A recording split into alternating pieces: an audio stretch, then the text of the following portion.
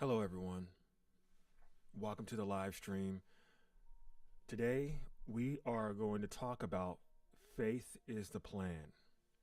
Faith is the plan. And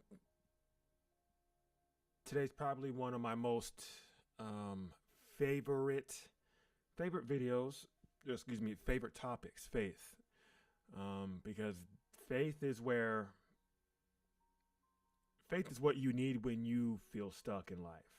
Faith is when you need is what you need when you are trying to build your business, when you're trying to get healthy, when you are trying to bring your family back together, when you are depressed, when you're hopeless, when you are or have plateaued and you don't think that you can grow anymore.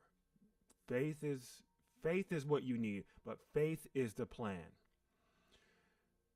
But I want to start off first by saying thank you so much for your attention. Thank you for your attention. Your attention is the highest, most valuable spiritual asset. I say that every single time, and I'm going to until you get it. Why is attention your most valuable spiritual asset? It's because what you pay attention to, you get in return in spirit. You pay attention to, for example, if you pay attention to a demon showing you images of your destruction, guess what you will get in return? Worry. If you pay attention to images of angels, if they put images in your mind of prosperity, of grace, of joy, what will you get? In return, you'll get hope. And I am so very grateful for you because, hey, today we're here. We made it another day. We made it another day, y'all. Faith is the plan. Faith is the plan. And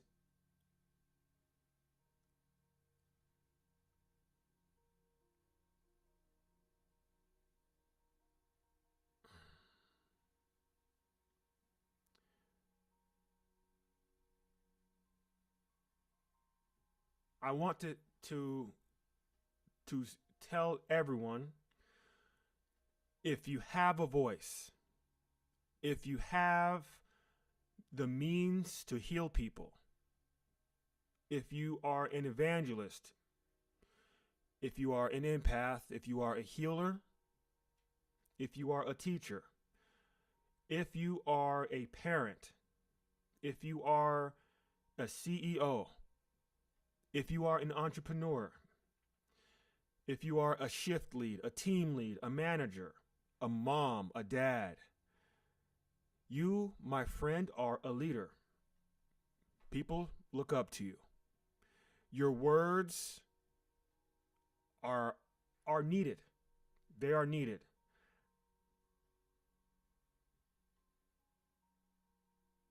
I want you to never shut your mouth. The truth shall set you free, but it can also push people away. The truth sometimes can push people away. Strange times. The truth can sometimes push people away. The truth can also get you killed.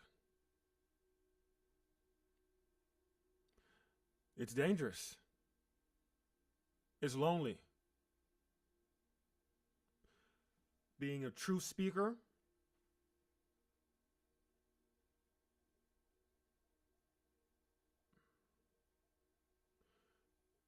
of course I'm talking about Mr. Kirk. But I want to talk to the people who got offended by his speech. And then I'll get into the topic, I promise. The people who get offended with correction oftentimes are battling with something very different, spiritual. See, if any human being corrects you, if any human being opens their mouth to correct you, that means they love you. They don't want to see you down. They don't want to see you out. They don't want to see you beat up and doing the wrong thing. They're concerned. In essence, they are concerned. When you reject or when you receive correction, spiritually speaking, what is happening in your life is called confusion. What's happening in your life is called confusion. The thing about confusion is if you don't ever know that you are confused unless you have outside intervention. That's just it.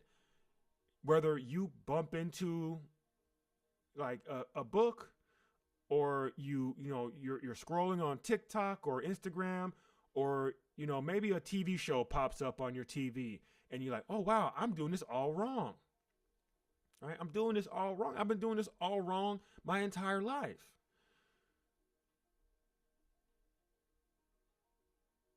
You won't know that you're not confused. But when you correct confusion, it feels like an attack. Why? Why does confusion or corrected confusion feel like an attack when somebody's correcting you? Like, hey, don't wear that dress. Don't eat so much. You're 500 pounds. Stop eating like that. You're gonna kill yourself. Maybe you shouldn't stay up so late. Maybe you shouldn't drink so much alcohol. Maybe you shouldn't smoke so much weed. Maybe you should, talk to God more. But when you feel this correction, it feels like they are attacking you. It feels like they are telling you like you're less than. Why does it feel like that? Why does it feel like I'm being talked down to? Well, in the exit process of confusion, when you are exiting the process of confusion, what needs to happen is you will experience two things exiting confusion. And you might not understand what confusion is, but I'm going to help you. Confusion, it's when you mix and mingle values or ideas, making them indistinguishable. Confusion is when you mix things together and you can't separate them again.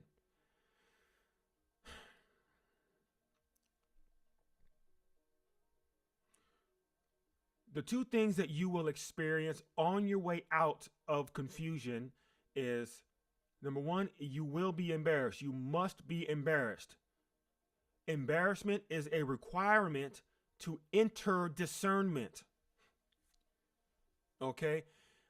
And you've never heard this before, but it's true. Embarrassment is a requirement. It's part of the equation for you to enter the process of discernment. What is embarrassment? Embarrassment means to block.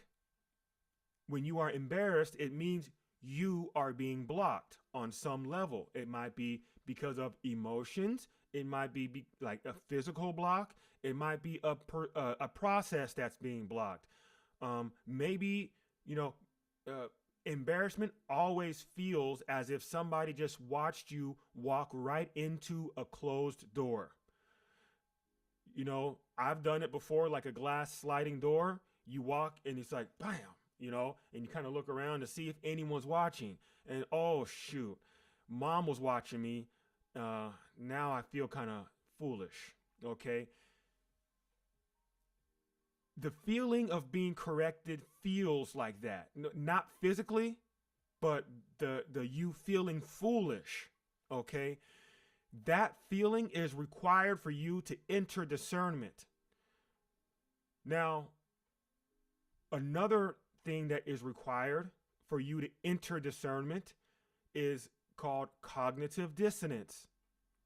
Cognitive dissonance is psychological stress caused by holding opposing values or ideas. So if you believe 1 + 1 is 2, great.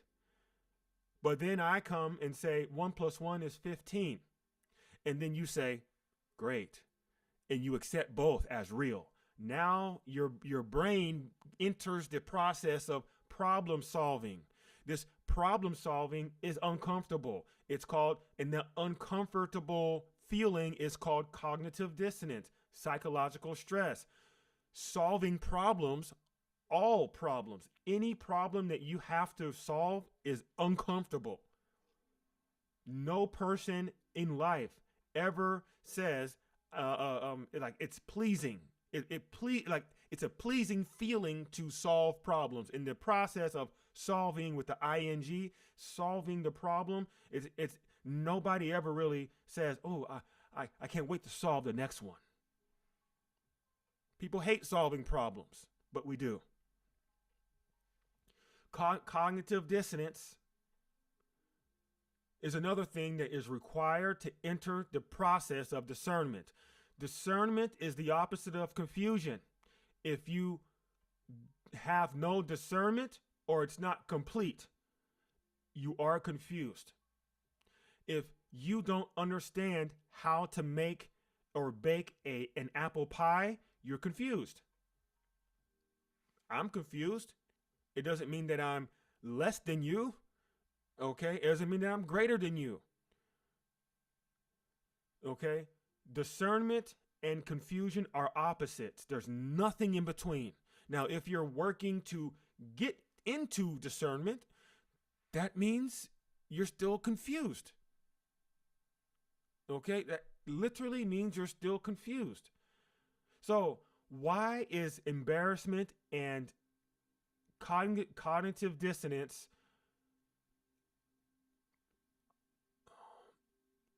so unpleasant, but required to leave confusion? Well, if you are, if you're using, I'll just use the same example, Ashley. Okay, so if you are using your cell phone as a spoon to eat cereal, soups, and you've been doing that for your entire life, you're confused. All right? You're confused until somebody comes to you and says, hey, what are you doing? You thought you were good the entire time. Now, what ends up happening is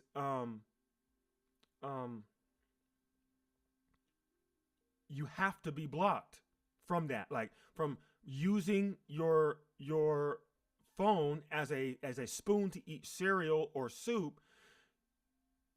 The introduction of another variable, it gets you to stop. That stopping is what is called embarrassment. That gets you to stop. Embarrassment is what gets you to stop messing your life up. Okay? I'm here to tell you, embarrassment is a holy process. Now, people will try to make fun of you, meaning they will try to make a fool out of you for doing something.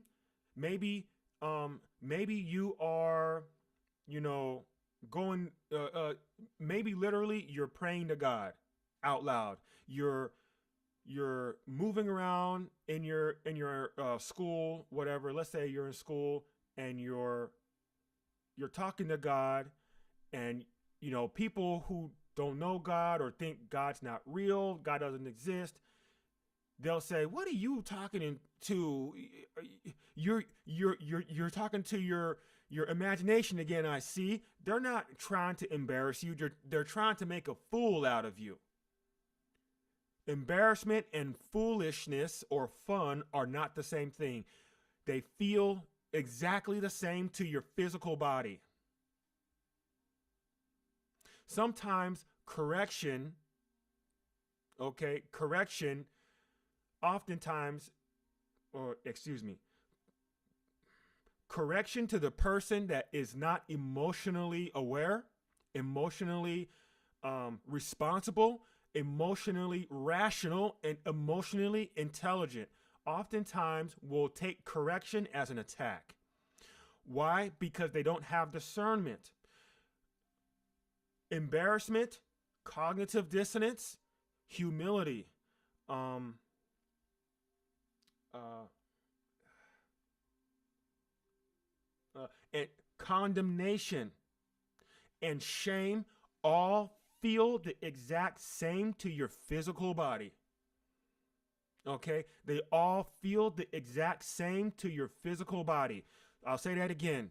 Embarrassment, cognitive dissonance, shame, condemnation, and humility, or being humbled. They all feel the exact same to your physical body. So this is why you interpret correction as an attack, because you think they're condemning you. You think they are condemning you, and they are just correcting you. Women, don't wear shorts, don't wear short skirts. It's not really appropriate in public. If you think I'm attacking you, just understand what I just said.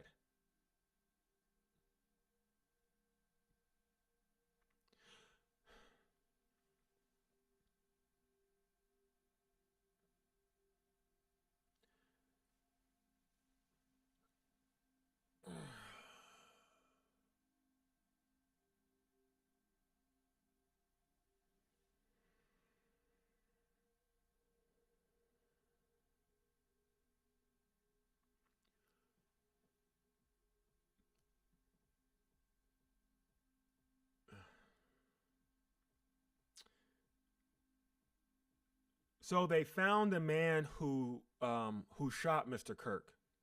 They found him, 22-year-old young man, young man, and he's in custody now. His parents turned him in. Once they saw the video, like, oh yeah, that's my boy. I can't believe he'd do something like that. He even mentioned going to this, the event that day. So he's in custody. And what ended up happening, so now we're going to get more information on why and all this stuff. But back in the day, there was a queen. Her name was Jezebel. Men cannot be possessed with the spirit of Jezebel. I know you've been taught that. But just because you don't like somebody doesn't mean that they're everything bad in the book. And if you think everything bad in the book is geared for the person that you don't like, that means you lack discernment. It's just true. It's true. So Jezebel, the word Jezebel, it means a woman who cannot be corrected. It means the shameless woman. She had a king, and a very influential king, King Ahab, her husband. Okay, her husband was Ahab, king. And Ahab had no backbone, no spine, no integrity. Couldn't really make decisions on his own. Well, he could, and he did, but his reign, his influence was predicated real heavily on what Jezebel instructed him behind the scenes. See, Jezebel hated attention. Hated attention. Okay, Jezebel hated attention. Jezebel discussed with her husband Ahab to have several prophets, truth tellers, killed. She influenced Ahab to murder so many folks. Of course, Ahab did, trying to, pander to his own wife.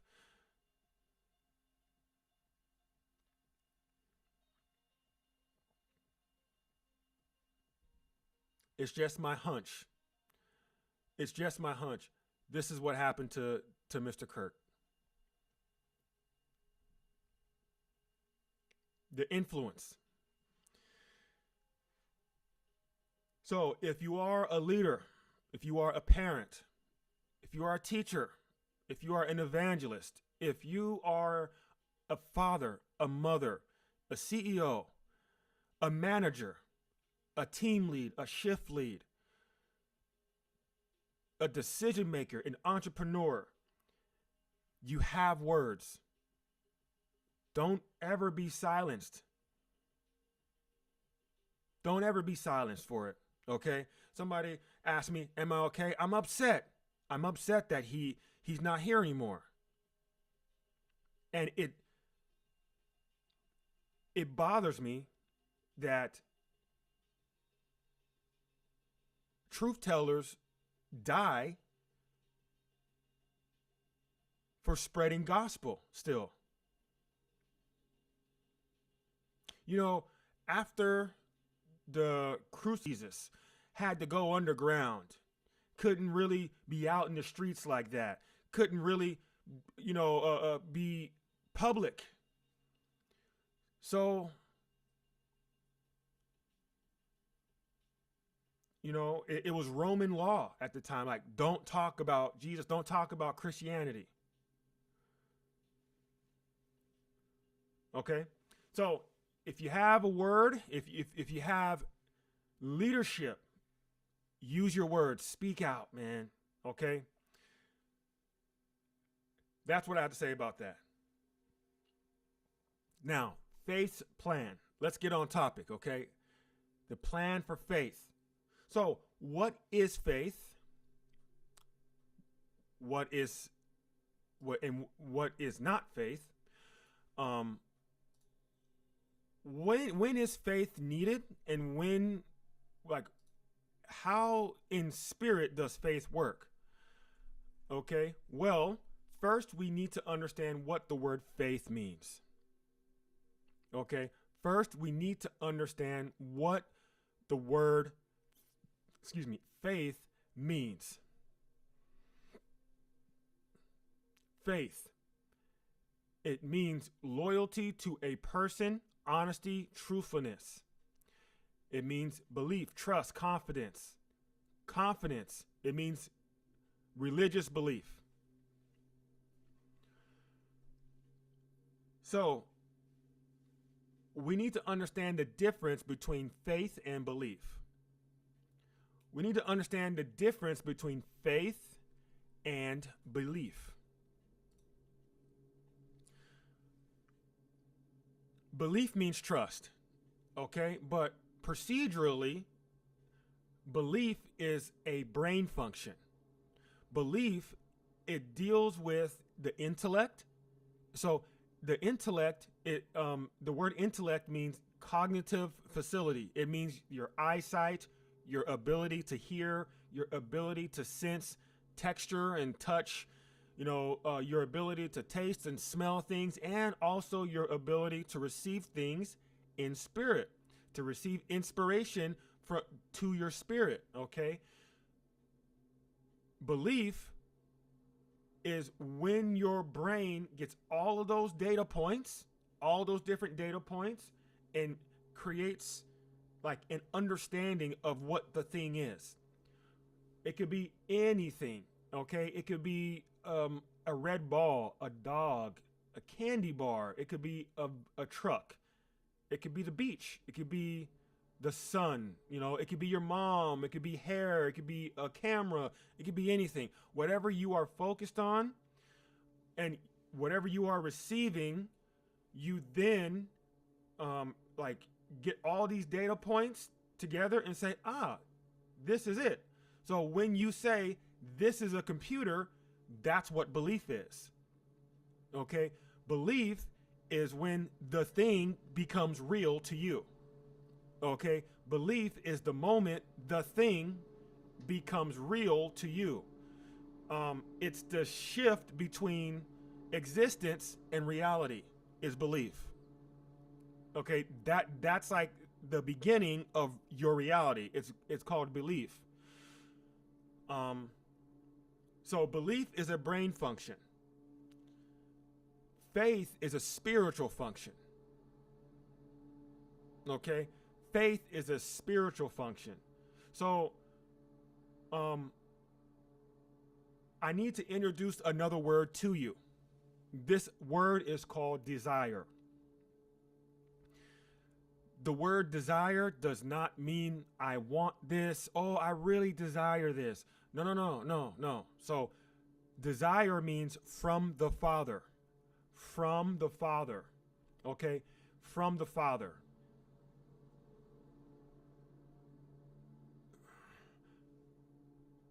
Desire is a spiritual process of exchange. Desire is a spiritual process of exchange. So when you, let's say you are sitting down right now listening to me talk, and you can leave your body and get into like a third point of view, like a butterfly on the wall, and you're looking at yourself, but then you can see the spirit, whether it's God or it's demons, providing to you. Okay? Desire, it captures two different processes in spirit. It captures how you are communicating to either God or the devil or demons or angels. When you are communicating out in spirit, that's called prayer. Okay? I'll say that again. When you are communicating out in spirit, like the arrow is pointing away from you, that's called prayer. We never leave the process of prayer. Let me tell you, we never leave the process of prayer. God is all places at the same time. God is omnipresent. Okay, omnipresent, meaning he's everywhere at the same time. The devil is not everywhere at the same time. The thing is, when you get out of alignment, and I'm going to talk to you about what alignment actually is. When you get out of alignment, that's when demons step in. So light is everywhere. As soon as you turn off the light or you create a shadow, like a shadow, what ends up happening is that's where demons are. Okay, God, but you put the shadow up, like you put the shade up. Okay, God is all places at the same time.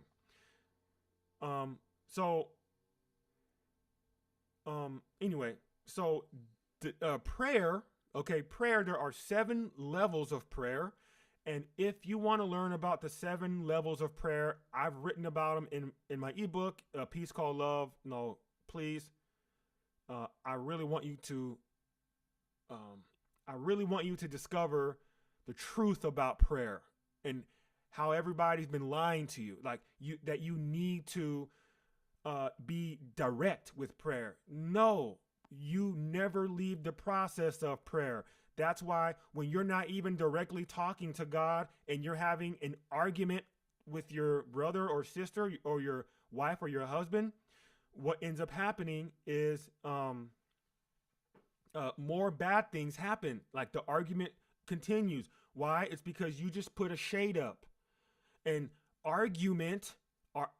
when you argue, this is when and how the demon called Leviathan is perpetuated. This is how Leviathan, the demon of Leviathan, he's pride and envy, how he propagates, how he spreads. This is why the Bible says, don't argue, don't gossip. Gossip is a sin. When you gossip, this is exactly why this spreads Leviathan. Okay, and Ashtaroth, the demon in Ashtaroth. When you worry, you get wormwood. That's another demon. Okay, and I know you might not understand like the names, but it don't matter if you don't understand the names or not. They're real. So desire. Okay, if you can get a third point of view, like a butterfly point of view, and see you sitting and looking towards or being fed by a spirit. So you are praying always, whether you're overeating, whether you're not thankful, whether you are thankful, whether you're content, whether you're, procrastinating, whether you are, laughing at people dying, whether you are grieving over people dying, whether you miss your mom, whether you miss your dad, whether you miss, going back to elementary school, back when you were 6 and 7 years old, like all of everything that you do is being observed in spirit, and it aligns you. So this alignment that I keep talking about, the Bible says, we don't wrestle with flesh and blood, but we wrestle with principalities. What does that mean, and why am I bringing that up? Okay, so we don't wrestle with flesh and blood, meaning don't push me. I'm not going to push you. Don't hit me. Don't kill me. Don't do anything like that. Thou shalt not murder. It's pretty clear and evident that, hey, physical violence is not the way, especially since we're made in his image, and only like self-defense type stuff, or like sports, like I enjoy boxing, but so when you are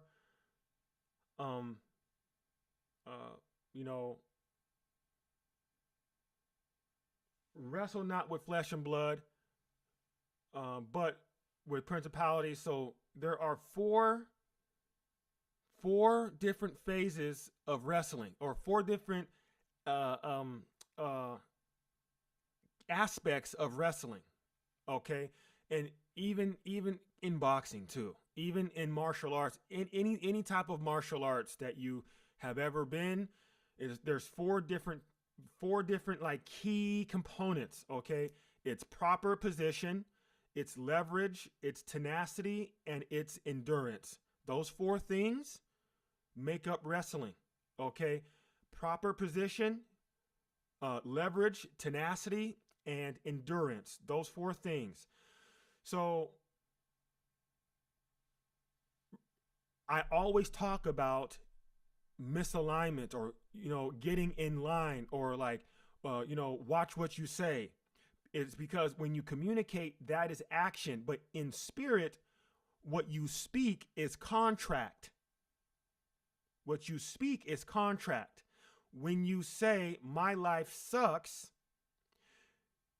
you get in alignment with not with God, because when you say my life sucks, you're telling God that his provision is not enough. You're putting up a shade.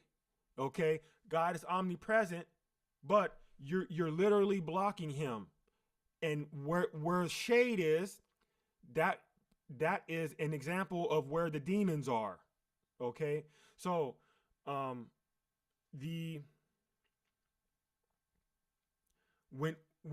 we communicate to the spirit world, that's called prayer. When they communicate back to us, that's called provision.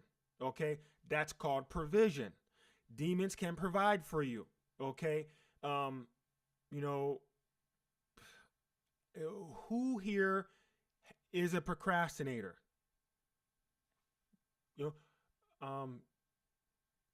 Who here enjoys binge watching Netflix? Who here loves to drink alcohol? Okay, that is an indication that demons provide for you. Who here is bitter? Who here likes to gossip? Who here, talks about their dad or their mom, behind their back? That means demons are providing. Who here thinks that rich people are evil? Who here thinks that, God's not ever going to come back for you? That you're hopeless, you're depressed? That means demons are providing for you. Okay? Demons are providing for you. And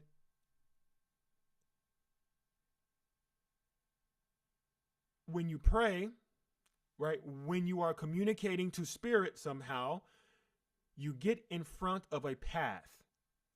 this path, this spiritual path between you and the spirit, whether it be God, angels, demons, or the devil, this path here is called intuition. Okay? The path between you and a spirit is called intuition. Okay? I'll say it again. The path between you and the spirit, God, angels, demons, or devils, is called intuition. Intuition, the word means spiritual perception. So just think of intuition like a pathway.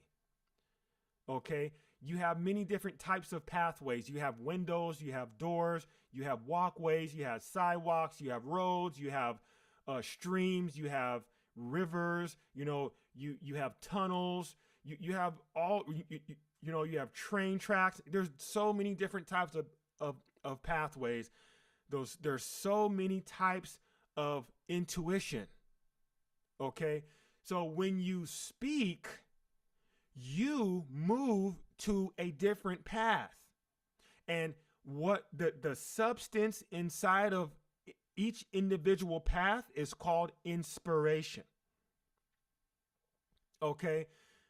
The substance that passes from God to you or from the devil to you is called temptation, or is called inspiration.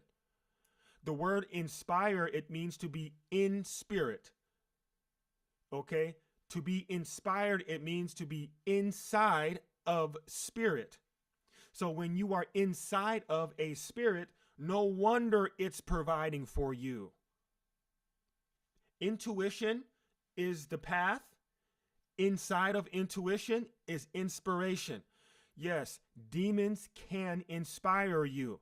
It's demonic inspiration. It's called temptation, leading you into sin. That's exactly what it's called. Okay? Now,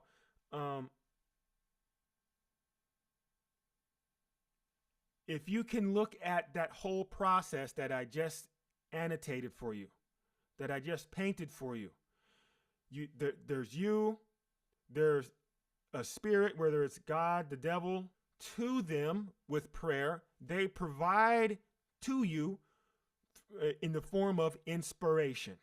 Okay, that whole process is called desire. Okay, the whole process is called desire. Now,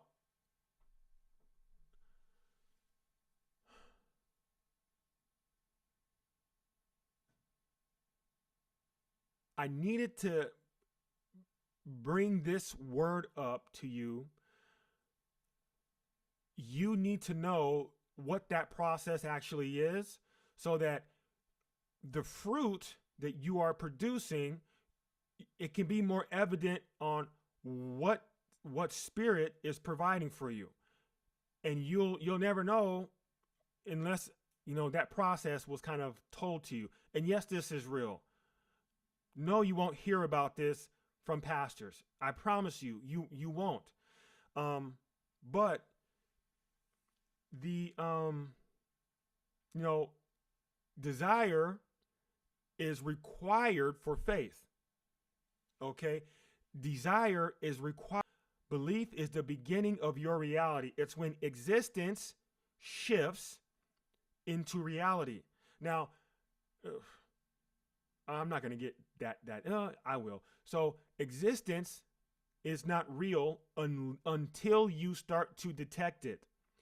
When you begin to detect it, then it becomes real. Reality.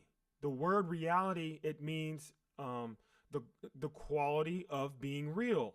The quality of being real. How do you know what the quality of anything is? Well, you have to detect it. So as far as you can see, as far as you can smell, as far as you can hear, as far as you can touch and taste, and receive in spirit, what ends up happening is all of that outside of your ability to detect. There's a phrase if a tree falls in the middle of the forest and there's no, and you're not there, there's no cameras, does the tree make a sound? Well, yes, the sound exists, but it's not real. So reality, it moves along with you. Okay, reality moves as you move. Okay, and your reality shapes your world. We all live in our own world. We have only one planet, but we live in our own world. The word world means the affairs of life. Okay, my affairs of life are completely different than yours. I might not be able to see the color green. So my world is different than yours.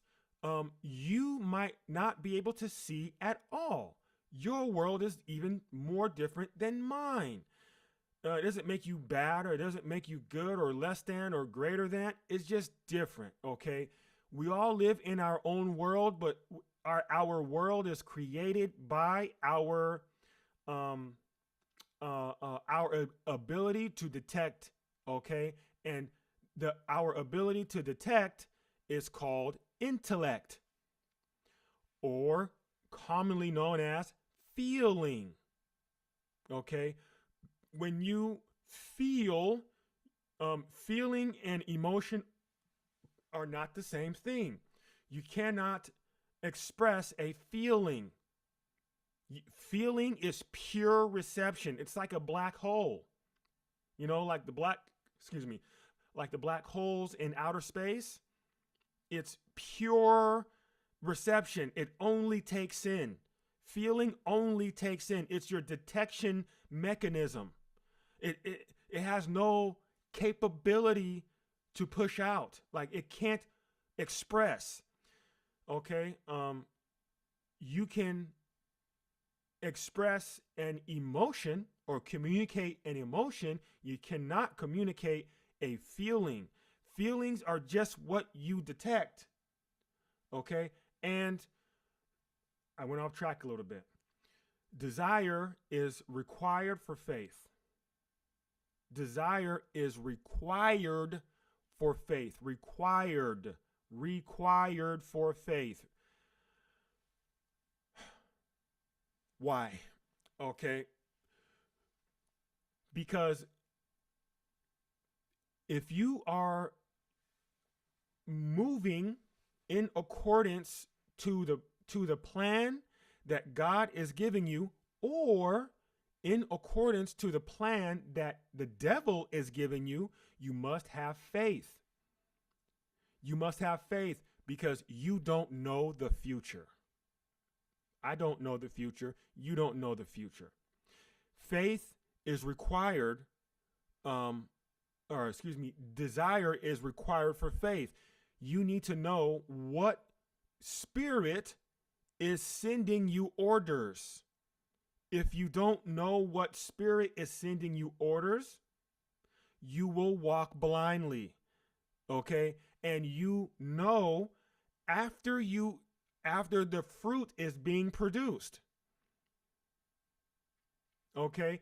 You won't really know until the fruit around you. Like, let's say you want to start a business.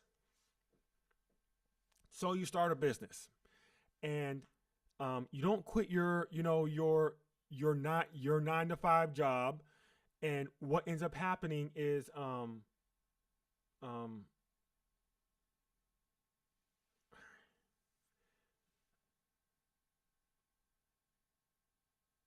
you stop coming to bed so early, or like with your wife or husband. You stop or slow down going to the park with your children, because your time is being taken.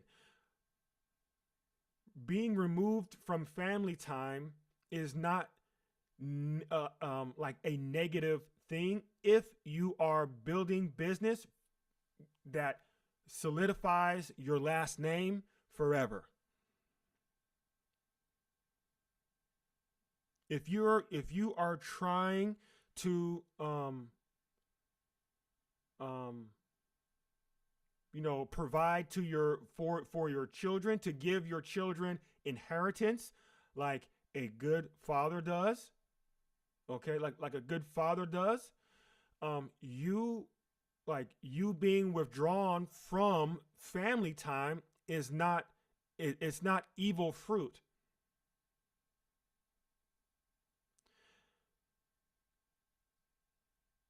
Faith is required to get out of the mud. Okay, faith is the plan. But if you don't trust yourself, it's hard for you to trust God.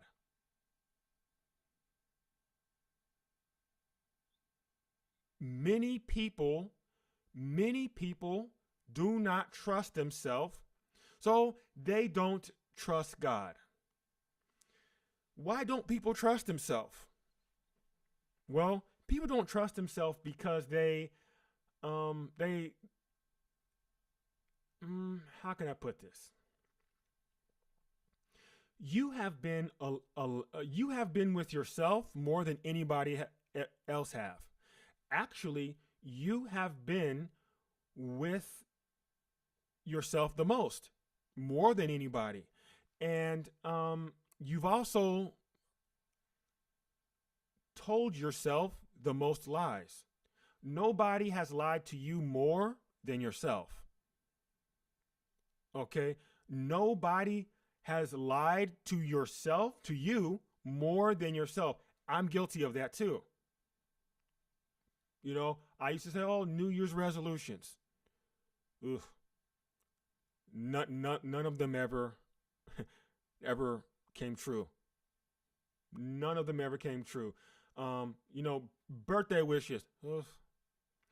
I'm starting to think the birthday song is actually a demonic ceremony. Lights turned off. You light candles. Everybody's chanting mantras. It doesn't really seem like a celebration of life. It seems like more like a spell of death to me. It seems weird. But anyway, I have no evidence of that. It just feels it always felt funny to me. But you lack confidence. Okay, your confidence in yourself is at a 1. 10 is the most. A 1 is like the least. So what you need to do is have many wins. You need to visually see that you are progressing. And I guess my question to you is, how do you measure growth? How do you measure your growth? I mean, if you're not using like any type of checklist, if you're not using your calendar, all my students use calendars. Every last one of my students, I make them get on a calendar. It makes zero sense to try and have goals, but have no sense of accomplishment along the way. So, you need many wins. Everything, like if you don't trust yourself right now, which you probably don't, in your calendar, set an alarm in the morning, first 15 minutes, personal hygiene. You better do your dang on personal hygiene. Okay, brush your teeth, get in the shower, brush your hair if you have any. I don't have any hair on the top of my head, but I definitely, make sure my beard is good. Get dressed, presentable. Personal hygiene. After you're done, check it off the list. Okay, I know it seems like it's not, like it's something so futile, but those small wins, as you discover them, as you put the accomplishments of many tasks, you'll see and discover that your word is beginning to mean something. But right now, you set goals based off of like how it feels.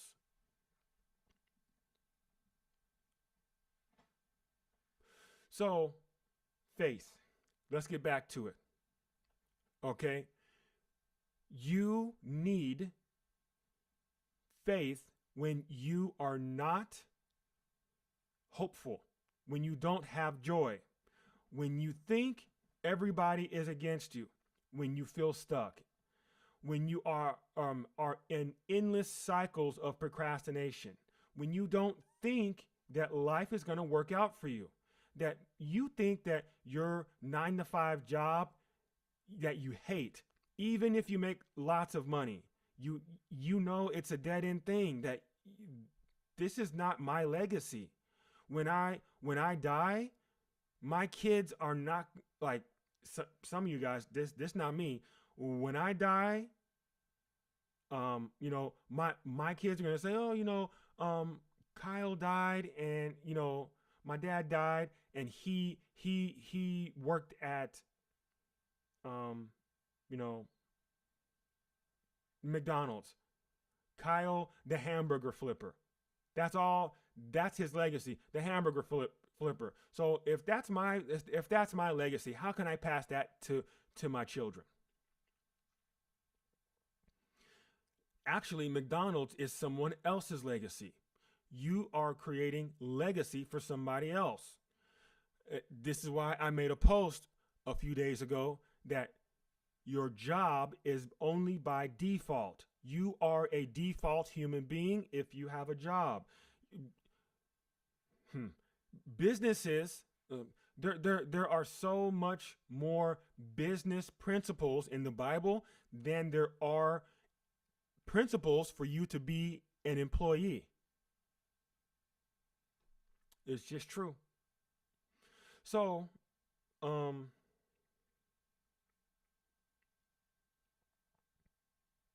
when you don't see a way forward, what do you do? How do you navigate? Okay. First, you need that word desire that I brought up.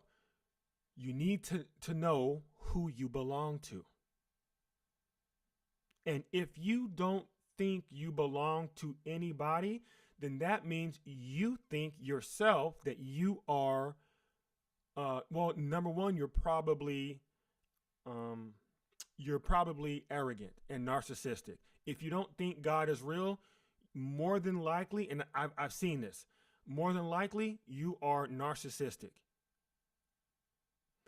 Everything has to revolve around you. If you don't think God exists, you are the person that almost certainly cannot be corrected. You have no morality system. You have no rules and regulations that you just go that you standardize your life to. And if you don't think God exists, every atheist that I ever speak to, I always ask them, do you think aliens exist? I always ask them, do you think aliens exist? Look how vast the outer space is. Do you think somewhere out there there's some alien creature, intelligent, walking around, flying around, I don't know, teleporting? And they always say, oh yeah, there must be aliens. Why? Because, there is outer space is just so vast. Okay. Yes, this is a real live stream.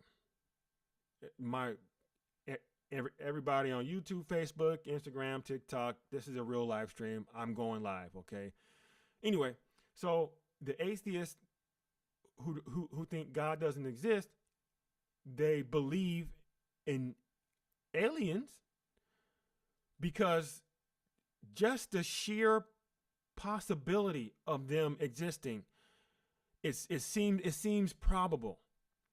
But when you say God, the sheer possibility of the vastness of existence, I guess God is not probable. Like, the more and more you get into science, like the laws of gravity, the laws of inertia, the laws of polarity, the laws of thermodynamics, all these different laws of the universe, um, they have to be precise. Like, if the law of gravity was shifted ever so slightly, everything would be thrown into the abyss of nothingness, and everything in all of existence will be cold, frozen, stuck in time, wandering stars. If aliens exist, so does God. Okay? If aliens exist, God does too. All right. So, faith. One way to nurture your faith is to understand who you belong to. Okay? Faith begins with identity. That's the truth. Faith begins with identity. You don't know who you are because you don't know whose you are. All right? You don't know who you are because you don't know whose you are. If you have not claimed any spiritual entity as your leader, your master, your father, you are confused about your identity.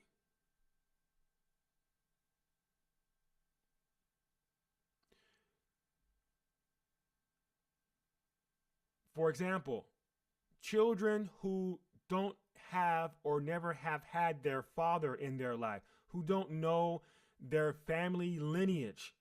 I've walked into several houses doing house calls and stuff.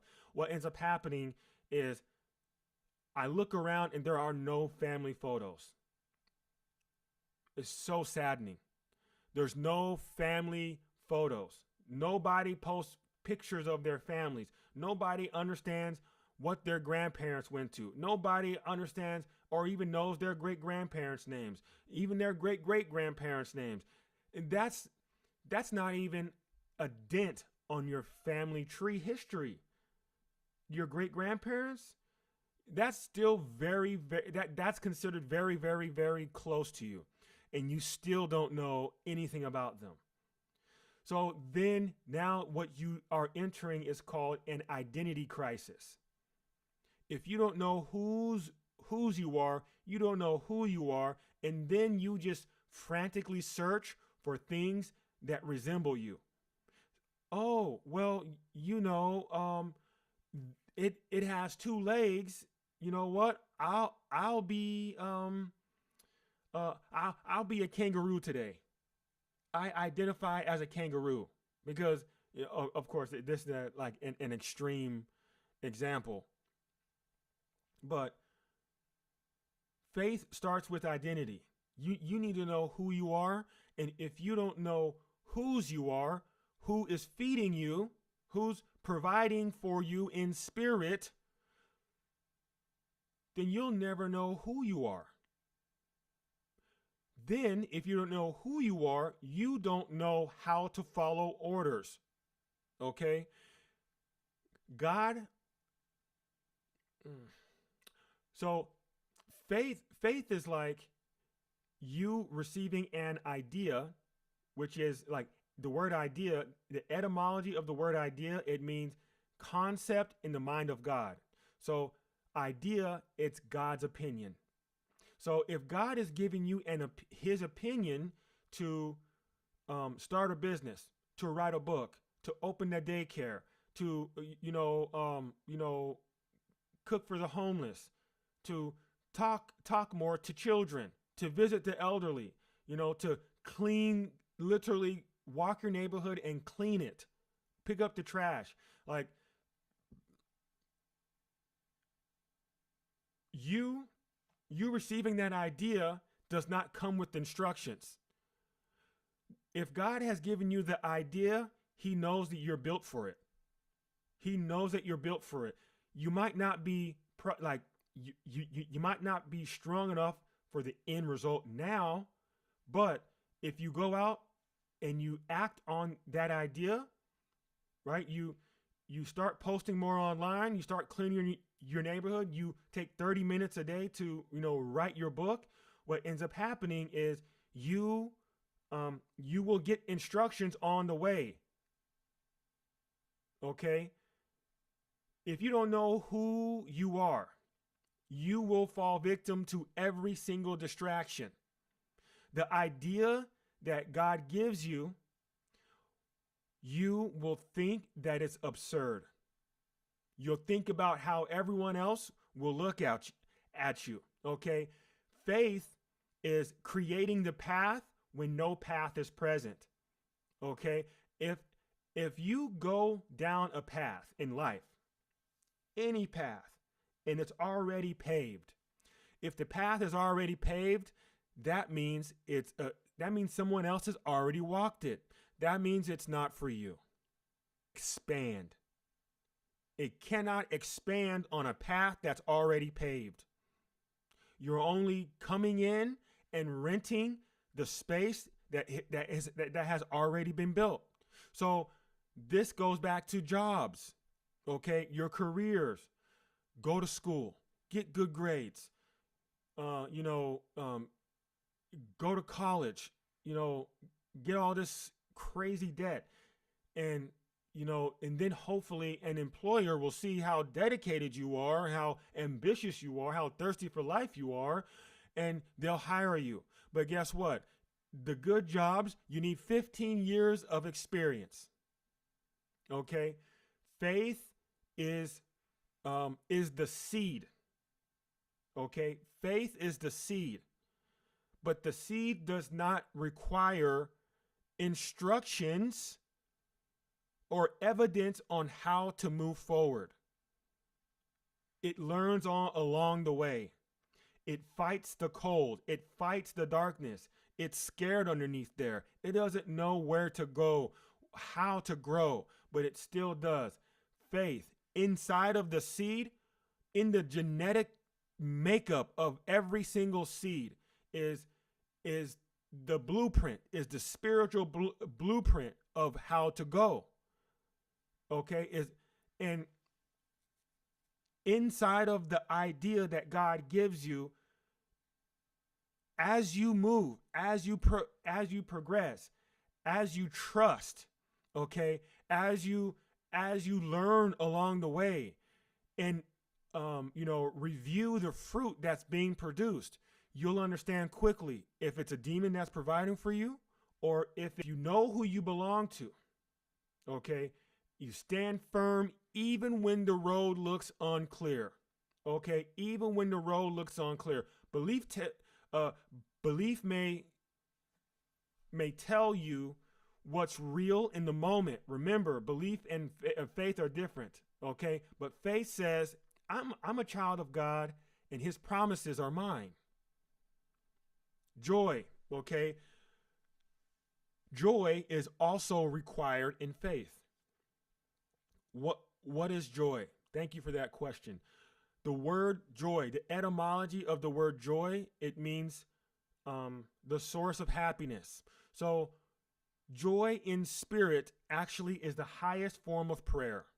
Highest. But in the process of desire, joy is God's protection. But when we're talking about fruit, joy is part of grace. Okay? Joy is part of grace. What is grace? Grace is God's unmerited love and favor. God's unmerited love and favor. Joy. Okay? The fruit of the Spirit. So, joy, if you want to put it in human terms, joy is like when you are dancing and playing in your front yard as a little kid, as a young boy, as a young girl, and God or your father, your dad, your earthly dad, your daddy is out front protecting you. So you know you can do anything because you know you're not going to get hurt. Daddy's watching me. I'm not going to get hurt. That sense of protection, that's called joy. That sense of protection is called joy. Okay? Faith requires joy because you need to understand God, faith. Okay? Joy and faith, they go hand in hand. Okay? You simply remember that your Father owns the path. When you remember who you belong to, you know that the path God sent you down, He owns it. Nobody else, no other human being went down it, but He owns it. God owns the path. You simply need to get in alignment and God will provide for you. Okay? Remember the provision and purpose. Okay? Faith strengthens when you live every day from this place of belonging. The second way you can strengthen your faith, okay, is learn to observe God in reality. In your circle, in your like, what can you see? Okay? Faith is not blind optimism. That's why people get so confused. It's like people think faith is like you trying to just pump yourself up, like, no, like, listen, okay, emotion in spirit is not evidence. Okay? Emotion in spirit is not evidence. When you face God, or hopefully not, if you face the devil, hopefully not, but like, and they ask you, why did you do this? They ask you, why did you do this? And you say, well, fucking yourself. It's not any of that. It's not like this self-loathing, pandering session that you do to yourself. That's not faith. Okay? It's the ability to observe God at work in the real world. Do you know how perfect life, like, God had to be? Like, everything in that you can see has to be perfect. Now, perfect does not mean pleasing. It just means like it's supposed to be in this spot. Like all the hairs on your head, it has to be that amount. It has to. How many squirrels are in your city? How many birds poop on your car? How much money you have in the bank account. It has to be perfect. Now, when you know, or when you observe God in the real world, then something miraculous happens. You feel this overwhelming sense of Overwatch, like He's everywhere. And by this, then you will feel thankful. You will feel like satisfied, like, oh, okay, I'm satisfied, God. I'm not going to compare my life to anyone else's. So I see somebody in their happy marriage online. I'm not going to compare myself, but many people do. Many people say, oh, I can't wait to have that. Are you saying that what God is providing you right now is not enough? That means you're unthankful. You're not thankful. You're not content. You're not satisfied. The word thankful means it means content. Okay? But so many people get the process of thankful with the process of winning. You think you only can be thankful if you win something. So you think thankfulness should be a pleasing feeling, that you need to feel a pleasing sensation in order to be thankful. And that's not how thankfulness even works in the first place. Confusion. Okay, confusion. When you are thankful, you just are acknowledging the provision of God. That's all. But you can also be thankful for demons too. Unknowingly. Okay? Unknowingly. You can just acknowledge what demons are providing for you. For example, oh, my life sucks so much. Do you think the demon's going to leave because you're complaining? That complaint to the demon is affirmation to him. Oh, what I'm doing is working. So I'm gonna do more of what I'm designed to do. Terrorize you. To steal, kill, and destroy. So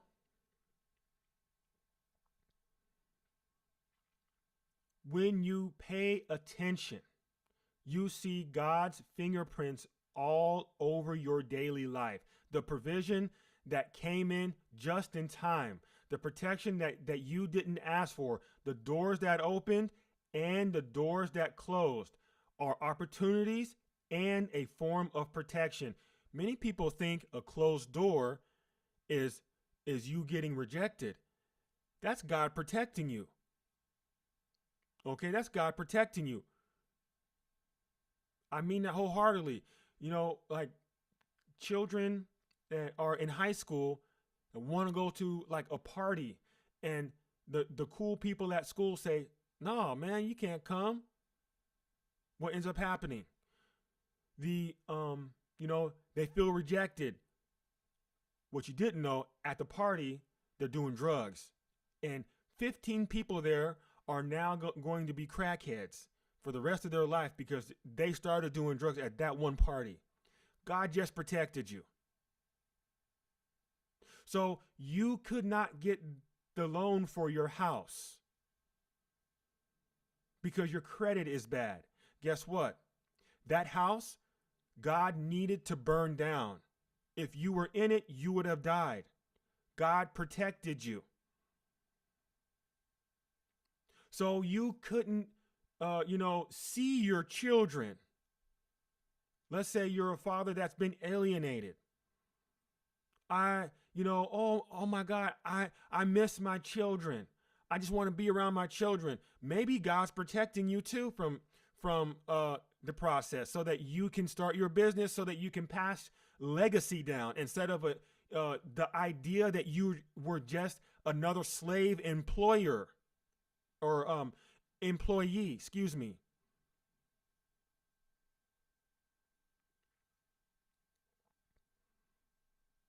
Observing God's, when you observe God, it builds confidence in his power and his plan for your life. Here's what I want you guys to do today.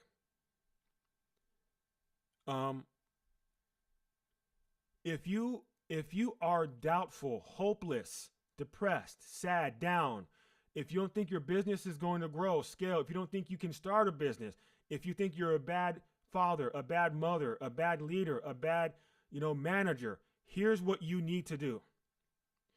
You need to pick out 5 things in your space, physical things, very much physical. Okay. Here is a mouse. It's a mouse for my computer here. Thank you, God, for the mouse. After you thank God out loud with your mouth, you shut your mouth for at least 5 seconds. Do not speak another word. And after you thank God, you stare at the thing that you thanked him for. I promise you, it feels like magic, but it's not. you will feel a sensation in your heart. And what ends up happening is that sensation is you being filled with the Holy Ghost. When you are thankful, God sees this as you being grateful. When you are grateful, more provision comes. Okay?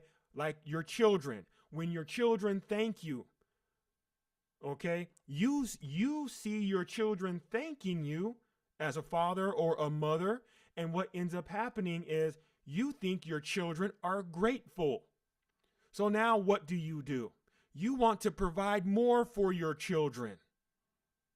We are made in the image of God. So if we feel like this, then God must feel like this too.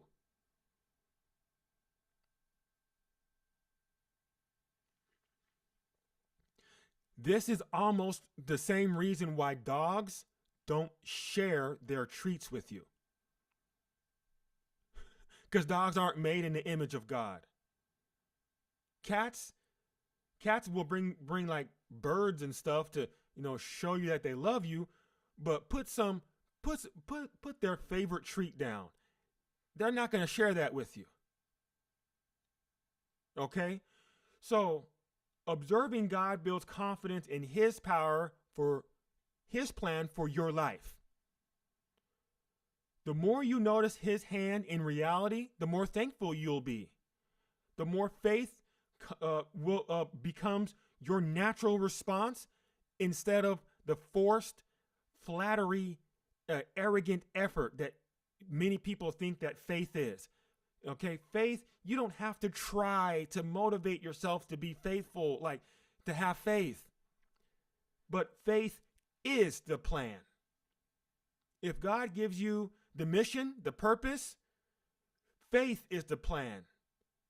But if you don't use your calendar, if you literally don't schedule things, you're doomed. Okay? Now, the last way that you can strengthen your faith is give thanks in advance. So here's what I do. And it works tremendously.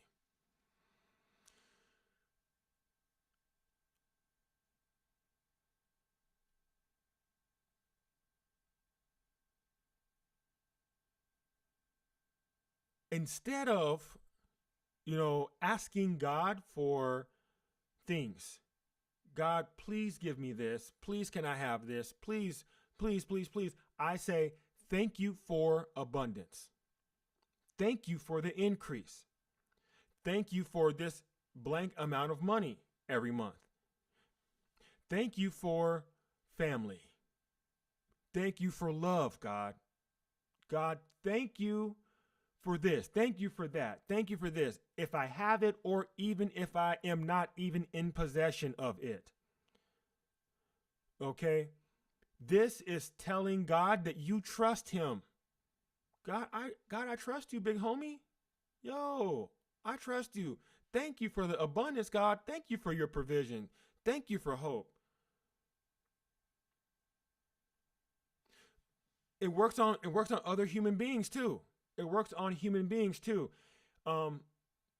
Any person that you have to interact with, test it out for yourself. Not with money, of course. Don't be reasonable, of course, because we're not saviors.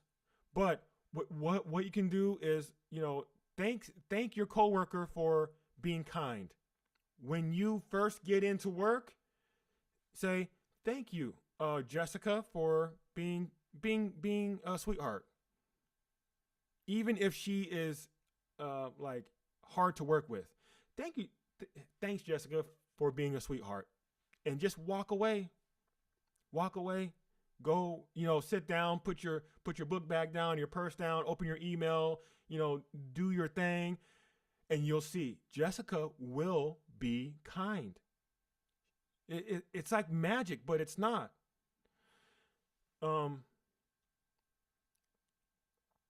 Gratitude opens your eyes to what God is already doing. So not only are you training other people what to do, but you're training your brain to look at life from a glass half empty to a glass half full. Instead of seeing the stinky homeless people that they can't do anything, that they need to get a job. Now you look at them and you're like, man, there's an opportunity for me to make money by selling a program to the district leaders that can eradicate homelessness in this city.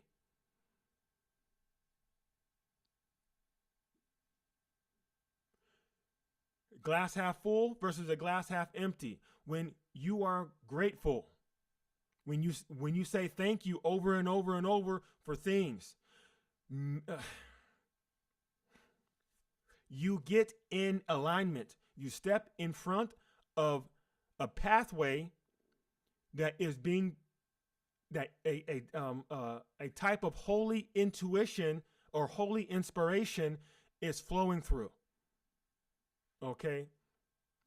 This is how you stay steady when life tries to shake you. Okay? This is how you stay steady when life is trying to shake you. We wrestle not with flesh and blood, but with principalities. Remember the 4 key aspects of wrestling or any martial art, but wrestling. You have proper position, tenacity, endurance, and leverage. Those 4 things are what make up wrestling, period. Those 4 things make up wrestling.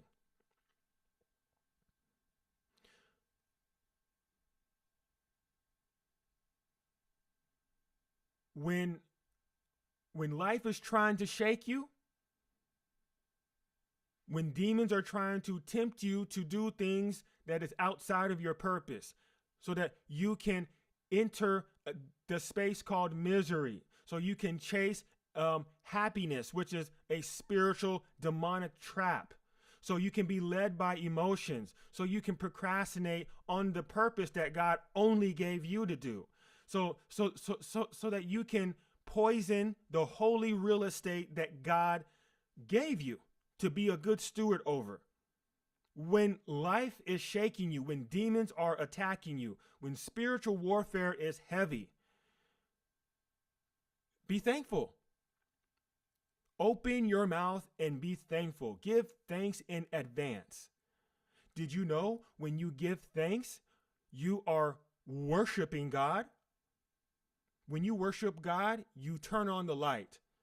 Do you know what happens when light turns on? Darkness cannot be. When you thank God, that's like demons are like allergic to holy worship. Okay? Demons are allergic. They flee. They don't like that. This is why, and you can almost see it in the face of other human beings. Just mention the name Jesus in their face, and you'll see a shift in their face, in their whole persona, their whole attitude. It's like they're like, anyway, it's true. It is true,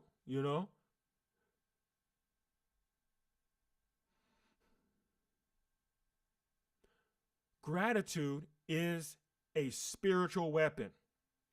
Okay? It's a weapon in spiritual warfare that you can use. Okay? Spiritual warfare, it does not require voodoo, crystals. It's very simple, actually. Okay? The more you thank him in advance, the stronger your faith will become in the unseen. So, the 3 ways to strengthen your faith. Remember, first is remember who you belong to. 2 is learn to observe God in reality. 3 is to give thanks in advance. Okay? Remember, faith is the plan. Faith is the plan.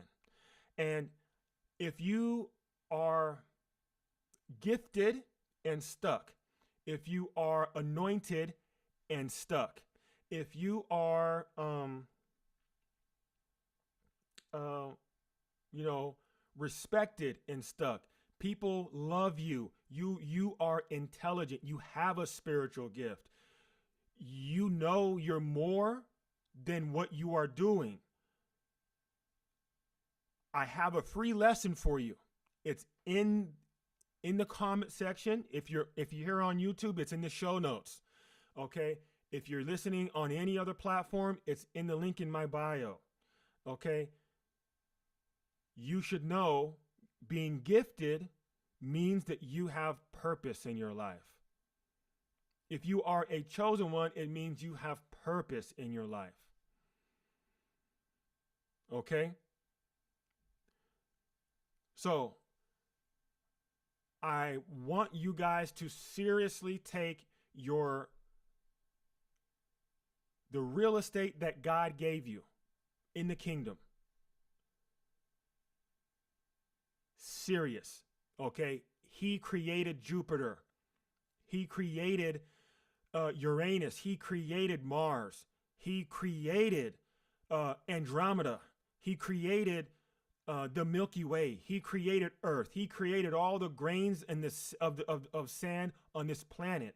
He created the color blue. He created elephants. He created you. He created me. He created emotions. He created, despair. He created light and dark. He created the oceans and the seas. All of that, and all of the stuff that he created, and he freaking gave you purpose. He tasked you with something. It gets me emotional every time that I think about that. He tasked you with something. He gave you something to do. The thing that created Jupiter told you that you have purpose and you're procrastinating with it. It boggles my mind. You don't think you're good enough. The thing that created the sun, that makes all the plants grow, the thing that created gravity, he tasked you with your purpose. And you say, oh, I don't want to start writing a book yet. People are going to laugh at me. What the heck are you doing? What the heck are you doing? Do you not care about your life? Are you not important enough? Are you not worthy enough?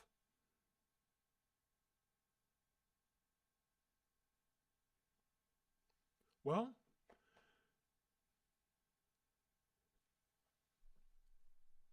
that's for you to decide. Next week's topic will be on prayer. Same place, same time. I sincerely hope everybody can make it. Prayer is the topic for next week.